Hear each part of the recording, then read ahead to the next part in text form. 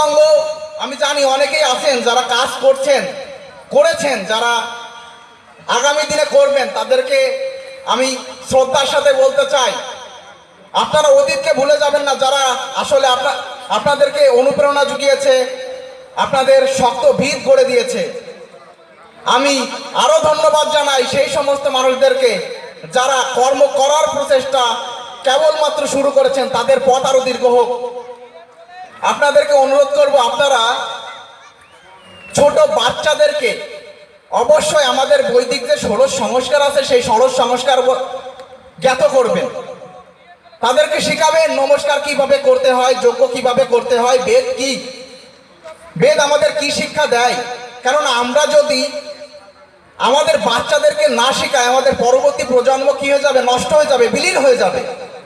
তারা ধরে রাখতে পারবে না বেদের সেই পথ, সেই মত।